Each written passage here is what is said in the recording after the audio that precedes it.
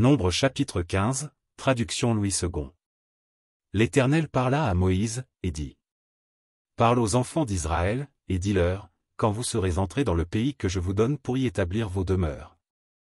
Et que vous offrirez à l'Éternel un sacrifice consumé par le feu, soit un holocauste, soit un sacrifice en accomplissement d'un vœu ou en offrande volontaire, ou bien dans vos fêtes, pour produire avec votre gros ou votre menu bétail une agréable odeur à l'Éternel. Celui qui fera son offrande à l'Éternel présentera en offrande un dixième de fleur de farine pétrie dans un quart de hin d'huile. Et tu feras une libation d'un quart de hin de vin, avec l'holocauste ou le sacrifice, pour chaque agneau. Pour un bélier, tu présenteras en offrande 2 dixièmes de fleur de farine pétrie dans un tiers de hin d'huile. Et tu feras une libation d'un tiers de hin de vin, comme offrande d'une agréable odeur à l'Éternel. Si tu offres un veau, soit comme holocauste, soit comme sacrifice en accomplissement d'un vœu, ou comme sacrifice d'action de grâce à l'Éternel. On présentera en offrande, avec le veau, 3 dixièmes de fleur de farine pétrie dans un demi-hin d'huile. Et tu feras une libation d'un demi-hin de vin, c'est un sacrifice consumé par le feu, d'une agréable odeur à l'Éternel. On fera ainsi pour chaque bœuf, pour chaque bélier, pour chaque petit des brebis ou des chèvres. Suivant le nombre des victimes, vous ferez ainsi pour chacune, d'après leur nombre. Tout indigène fera ces choses ainsi, lorsqu'il offrira un sacrifice consumé par le feu, d'une agréable odeur à l'Éternel. Si un étranger séjournant chez vous, ou se trouvant à l'avenir au milieu de vous, offre un sacrifice consumé par le feu, d'une agréable odeur à l'Éternel, il l'offrira de la même manière que vous. Il y aura une seule loi pour toute l'assemblée, pour vous et pour l'étranger en séjour au milieu de vous, ce sera une loi perpétuelle parmi vos descendants, il en sera de l'étranger comme de vous, devant l'Éternel. Il y aura une seule loi et une seule ordonnance pour vous et pour l'étranger en séjour parmi vous. L'Éternel parla à Moïse, et dit.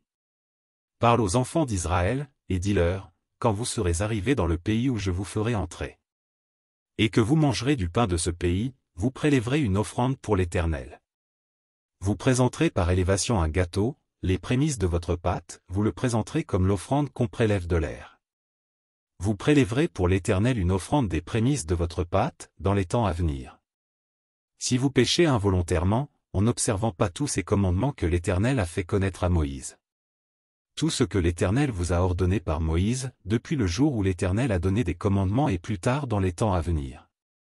Si l'on a péché involontairement, sans que l'assemblée s'en soit aperçue, toute l'assemblée offrira un jeune taureau en holocauste d'une agréable odeur à l'Éternel, avec l'offrande et la libation, d'après les règles établies, elle offrira encore un bouc en sacrifice d'expiation. Le sacrificateur fera l'expiation pour toute l'assemblée des enfants d'Israël, et il leur sera pardonné, car ils ont péché involontairement, et ils ont apporté leur offrande, un sacrifice consumé par le feu en l'honneur de l'Éternel et une victime expiatoire devant l'Éternel, à cause du péché qu'ils ont involontairement commis.